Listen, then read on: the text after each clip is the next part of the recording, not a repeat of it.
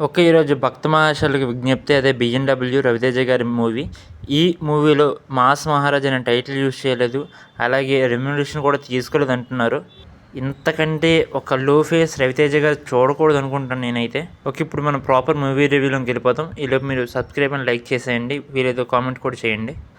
మూవీలో అయితే మనకి చాలా మీమ్ రిఫరెన్సెస్ ఉంటాయన్నమాట రీసెంట్వి. ఫస్ట్ హాఫ్ అయితే మనకి ఓపెన్ చేయడమే స్పెయిన్లో చేస్తారనమాట. స్పెయిన్లో మన హీరోయిన్ని ఎలా కలిసారు, ఆ లవ్ ట్రాక్ ఏంటని చూపిస్తూనే మంచిగా కామెడీ అలాగే సాంగ్స్ని కూడా బాగా ఇరికించారు.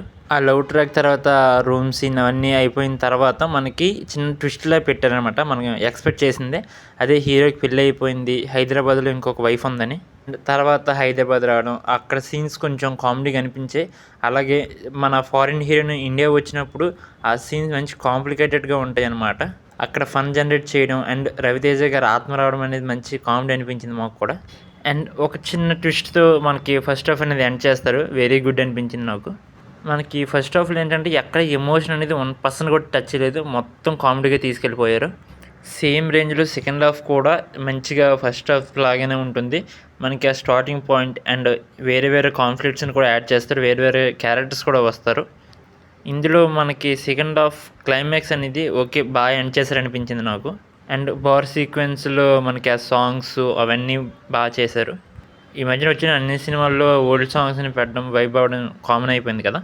నాకైతే సినిమా హిట్ అనిపించింది. సపోర్టింగ్ క్యారెక్టర్స్లో వెన్నెల కిషోర్ గారు, సత్య గారు, అలాగే సునీల్ గారు చాలా బాగా చేశారు.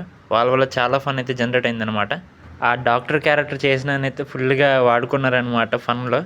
అండ్ రవితేజ గారి విషయానికి వచ్చేస్తే ఆయన పెర్ఫార్మెన్స్ యాజువల్ బాగానే ఉంది. డింపుల్ హయాతి గారు హీరోయిన్స్ కూడా బాగానే అనిపించింది పెర్ఫార్మెన్స్. అండ్ బీజిఎం సాంగ్స్ బాగున్నాయి కానీ సాంగ్స్ యొక్క ప్లేస్మెంట్ బాగోలేదు. బీజిఎం అయితే ఓకేగానే అనిపించింది. ఇది నా review. Thank you for watching. Bye.